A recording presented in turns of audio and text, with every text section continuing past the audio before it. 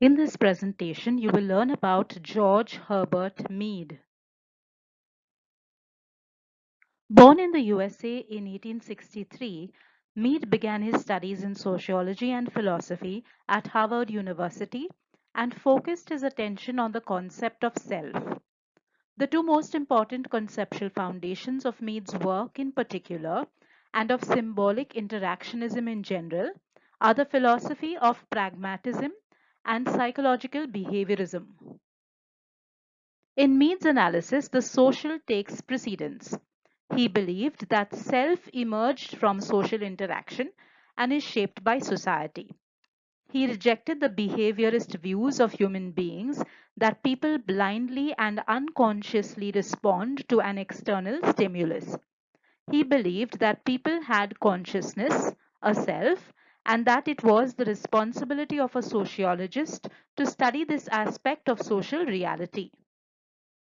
Mead's work is significant because he helped shift the concept of self away from a purely psychological concept into something with a societal concept. Mead's analytical concerns included small units of individual interaction. He called his sociology social psychology, primarily concerned with the study of the relationship between society and the individual. He was interested in the nature and significance of group membership to individual behavior. The data of society is social act, and the task of social psychology is the analysis of the action in human encounter. The focus is upon the behavior of human interaction. He argued for the centrality in behavior of the inner experience of the individual, whereas Cooley relied on man's mental cognizance of his social world. Mead concentrated upon the resulting act of this consciousness awareness. For Mead, symbolic interaction was an evolutionary developed social ability required for any kind of meaningful encounter of the individual. Language is one of the most important social acts evolving out of the need for individuals to cooperate in a rational way. Language has its beginning in gesture, a social act that either preparatory beginnings of acts, social acts, that is, actions and reactions, which arise under the stimulation of other individuals, or reinforce and prepare indirectly for action.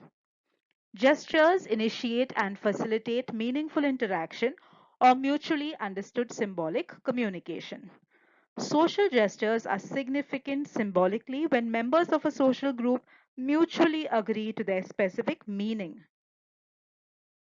His major work is Mind, Self and Society, a series of essays compiled after Mead's death and originally published in 1934, a work in which he highlights how the social world shapes various mental states in an individual.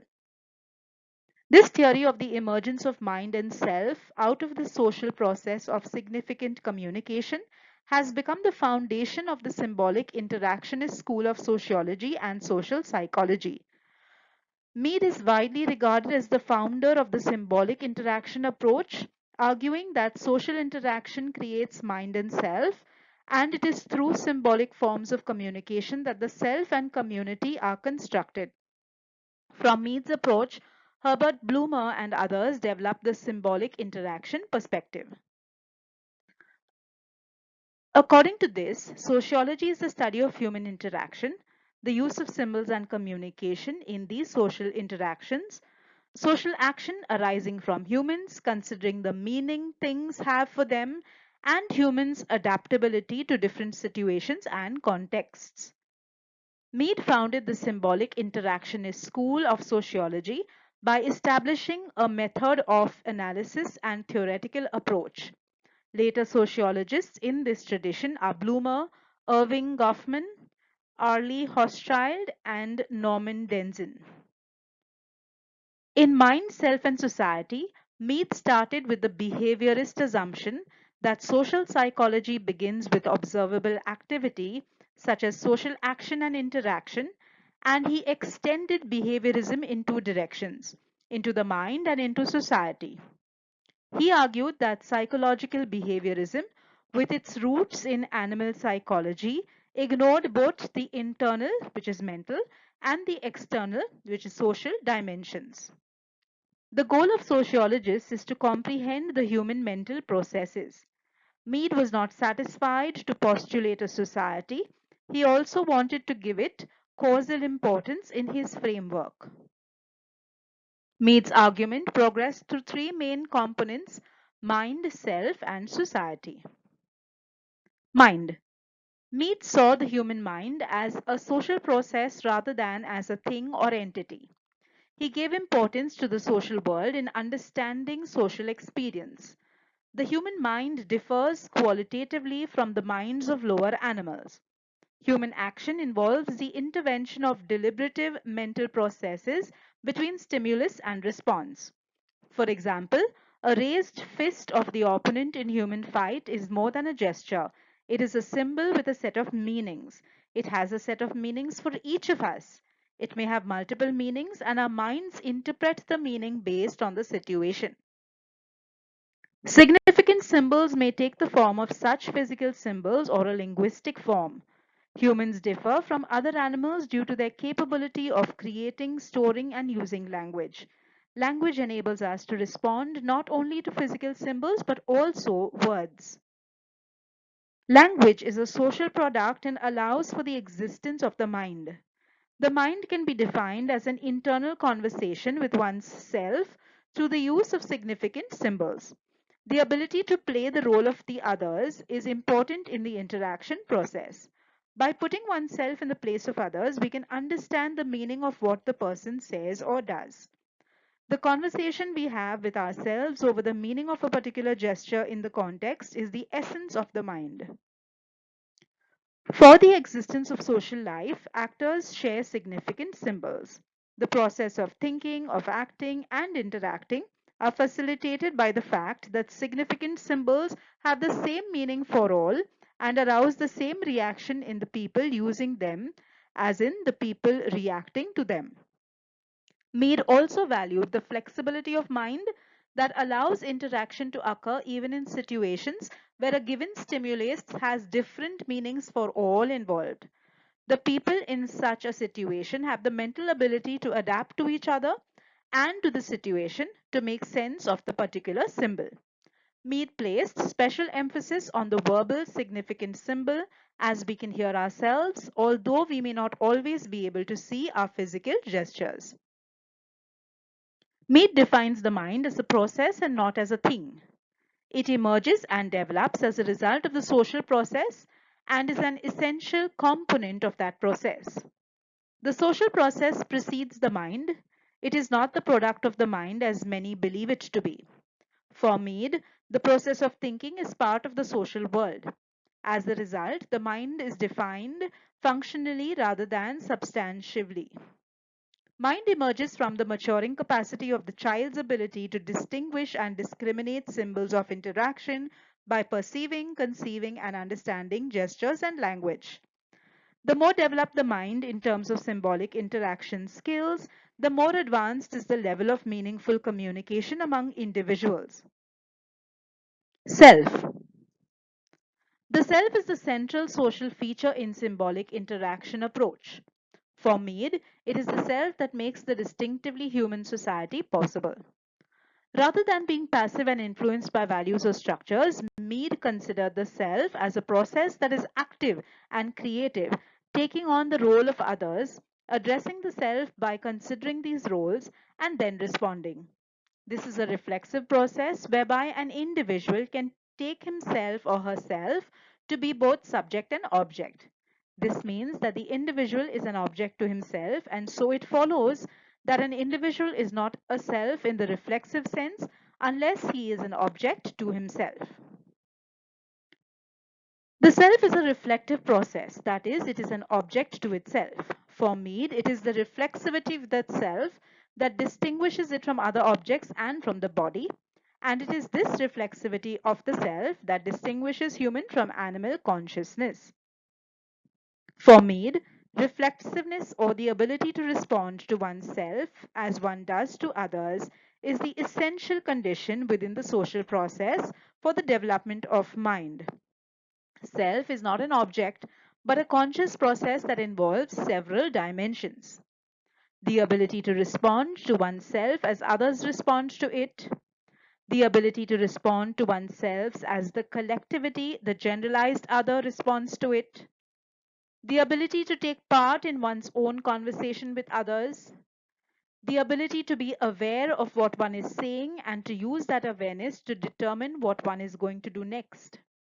This process is not mental, and the ability to engage in it are socially acquired. Language is an important aspect of it, which we use and interpret verbal significant symbols. To acquire self, people need to learn more than language. The key to developing self is to take the role of the other. Mead suggested that self-consciousness emerges in three evolutionary stages, that is the imitative stage, the play stage, and the game stage. In the imitative stage, the child mimics the behavior of his parents, siblings, and others, people in his immediate social environment, without understanding underlying intentions and so have no self. The play stage begins where the child assumes various roles of his significant others, especially parents.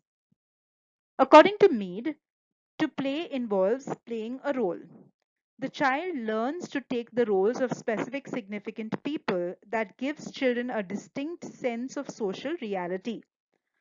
Through play, children learn to reflect on who they are and to choose behaviors to meet their own needs. However, they lack a clear or integrated sense of self. Children acquire a clearer sense of the self in the game stage, where the child develops the ability to take the roles of a number of others at the same time and to engage in activity that involves group participation. They learn to take the role of the generalized other. Mead used the term generalized other to refer to the widespread cultural norms and values we use as a reference in evaluating ourselves. Whether it is perceiving the various and conflicting attitudes of his parents and siblings during family conflict, or the ability to play in a baseball game or chess, he is able to enter into human interaction because he can imagine the role of others. To illustrate this idea, Mead used the game of baseball. In the play stage, the child was able to take the role of fan, catcher, pitcher, etc. However, these images were separate without giving the child a clear sense of what the game was about. However, in the game stage, there is fuller development of the self, where the child's activity can be planned, judged, selected, and coordinated with the activities of the whole group. The child develops the ability to take the role not just of a single other, but of generalized others. As life goes on, the self continues to change along with our social experiences. By taking the role of the other, one becomes self-aware. The two basic components of self are the I and the me.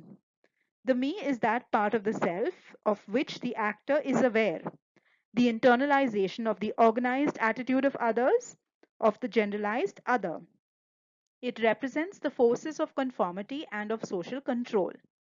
The I is the part of the self of which the actor is unaware. We are aware of it only after an act is complete. All social experiences have both components. To put it briefly, as a me, the individual is aware of himself as an object, and as an I, he is aware of himself as a subject. We initiate an action, the I phase of self, and then we continue the action based on how others respond to us, the me phase of self. The self continues to change along with our social experiences. But no matter how much events and circumstances affect us, we remain creative beings able to act back on the world. Society. The third dimension in Mead's perception of the societal world is society. To him, society was more than the social organization in which mind and self arise. Society is a human construct, an organized activity governed by the generalized other and within which individuals make adjustments and cooperate with one another. It occurs in human communications emerging out of the complex interactional adjustment of conflict, compromise, innovation, and cooperation. The institutions of society which constitute the organized and patterned interaction among a variety of individuals are dependent for both their emergence and persistence upon mind and self. Through the mind, coordinated activity among several individuals is made possible. The self helps in social control needed in any meaningful and sustained coordinated activity. For Mead, it is important to study the dynamic relationship that exists between mind and self, out of which society is generated, in addition to emergent process of self-consciousness. This dynamic relationship between mind and self is responsible for the changes in society. At the most general level, Mead uses the term society to mean the ongoing social process that precedes both the mind and the self. Given its importance in shaping the mind and self, society is clearly of central importance to Mead. At another level, society to Mead represents the ordered set of responses that are taken over by the individual in the form of the me. Thus, in this sense, individuals carry society around with them, giving them the ability through self-criticism to control themselves. We carry this organized set of attitudes around with us at all times, and they regulate our actions largely through the me. Education is the process by which the actor internalizes the common practices of the community. This is an essential process because, in Mead's opinion, people neither have selves nor are genuine members of the community until they can respond to themselves as the larger community does. To do this, people must have internalized the common attitudes of the community. According to Mead, institutions should define what people ought to do only in a very broad and general sense and should give space for individuality and creativity. Mead here demonstrates a modern understanding of social institutions as both confining and helping individuals to be creative. Mead was different from the other classical theorists in emphasizing the enabling character of society while ignoring society's constraining power. Mead also deals with the evolution of society, but Mead has relatively little to say explicitly about society in spite of its centrality in his theoretical system. His insights on mind and self are his most important contributions. Baldwin admits that the macro components of Mead's theoretical system are not as well developed as the micro. What Mead lacks in his understanding of society in general and institutions in particular is a true macro sense of them in the way that theorists such as Marx, Weber, and Durkheim dealt with this level of analysis. To conclude, at the center of G. H. Mead's theory of the origins and process of consciousness was the process he called taking the role of the other, by which humans are able to imaginatively enter the mind of the other. Mead's theory has developed a considerable following within sociology and social psychology, the school of thought known as symbolic interaction. However, because of the unrelenting abstractness of the theory, it has been difficult for Mead's followers to develop a clean theory and method that could be applied to actual events. Like most social theories, it has continued to be discussed at an abstract level that it has never been clear how well it defines human behavior. Mead has contributed significantly to symbolic interactionism. Symbolic interactionism is interpretative and definitional.